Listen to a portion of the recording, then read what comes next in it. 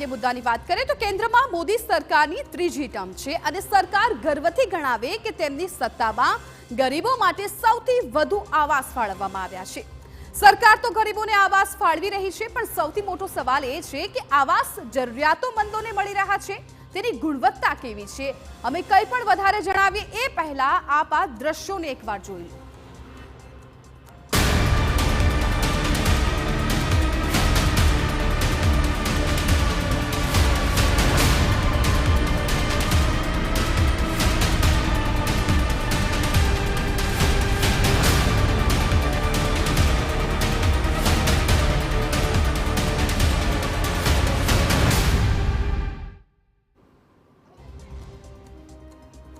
આપણી સ્ક્રીન પર આવાસના જે દ્રશ્યો દેખાઈ રહ્યા છે તે બનાસકાંઠાના વડગામ તાલુકાના જલોત્રા ગામના છે। ગામના જરૂરિયાતમંદ એવા લગભગ 94 પરિવારોને પંડિત દીનદયાળ પ્રધાનમંત્રી આવાસ યોજના અંતર્ગત સમાજ કલ્યાણ વિભાગ દ્વારા આ આવાસ ફાળવવામાં આવ્યા હતા। હજુ તો લાભાર્થીઓને આ મકાનો મળે 4 મહિના માંડ થયા અને પહેલા જ વરસાદે ભ્રષ્ટ તંત્રની પોલ ખોલી દીધી છે। વડગામ તાલુકાના જલોત્રા ખાતે પ્રધાનમંત્રી આવાસ યોજનાના 94 જેટલા મકાન મુખ્યમંત્રીના હસ્તે ફાળવાયા હતા।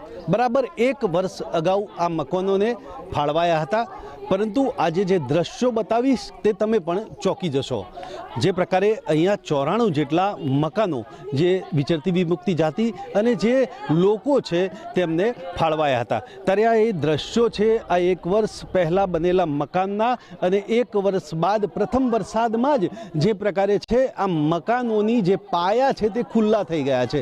જે દ્રશ્યોમાં બતાવી રહ્યો છું કે અહીંયા કોઈ સિમેન્ટનું જે ઉપયોગ થયો નથી અને અહીંયા કોઈ સ્લેબનો પણ ઉપયોગ નથી થયો।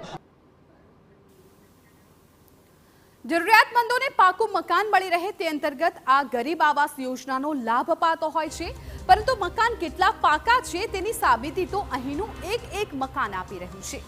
શ્રી શક્તિ વસાહતના મકાનોના પાયા જોઈને જ પ્રશ્ન થાય કે પાયામાં ક્યાંય સમ ખાવા પૂરતું પણ લોખંડ વપરાયું છે કે કેમ? ગરીબોને સહાયના નામે ઘર આપ્યું કે પછી ક્રૂર મજાક કરવામાં આવી? આ મકાનોનું નિર્માણ શ્રી શક્તિ સેવા કેન્દ્રએ કરાવ્યા હોવાનું સામે આવ્યું છે। આવાસ યોજનાના મકાનોમાં ઠેર ઠેર લાગેલી તકતી મુજબ મકાન માટે 1,20,000 રૂપિયા સરકાર દ્વારા, જ્યારે 2,50,000 રૂપિયા શ્રી શક્તિ સેવા કેન્દ્ર દ્વારા ફાળવવામાં આવ્યા છે અને બાકીની રકમ લાભાર્થીઓએ જાતે જોડી છે। હવે લાભાર્થીઓનો આક્ષેપ છે કે ઘરના નામે તેમના પૈસા ચાઉ કરી લેવામાં આવ્યા છે।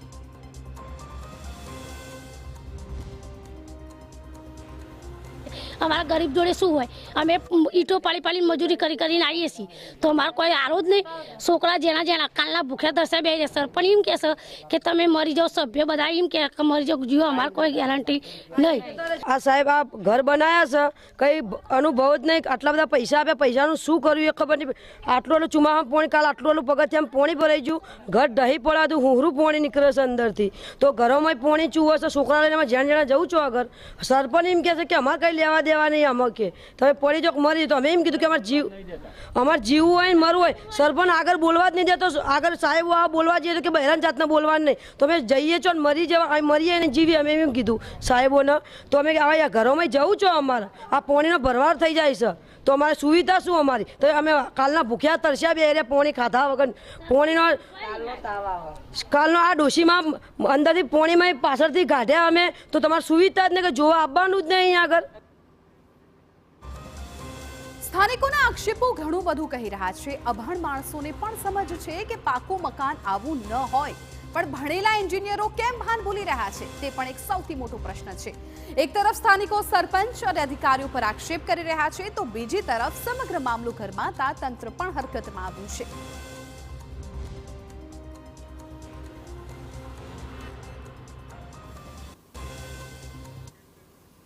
લો, એન્જિનિયર સાહેબ તો કહી રહ્યા છે કે હજુ તે બધું જોશે અને તપાસ કરશે, પણ મુદ્દો એ છે કે જો પહેલા જ નિયમિત તપાસ કરાઈ હોત તો દશા આવી થોડી હોત।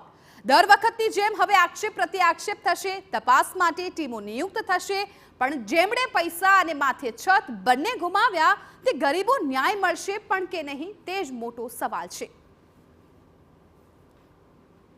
એ ત્યાં આગળ બરાબર છે, એનો કંઈક પાયો ધોવાઈ ગયો છે, બરાબર છે. એક જ મકાન છે? હા, એક મકાન. એટલે અમે નિરીક્ષણ અત્યારે કરીએ જ છીએ, અમે જસ્ટ હજી હમણાં જ આવ્યા છીએ, બરાબર. જોઈ લઈએ બધા મકાન. શું લાગે છે પાયામાં કોઈ ક્ષતિ છે ખરી? એ જોઈએ, અમે જોઈ લઈએ.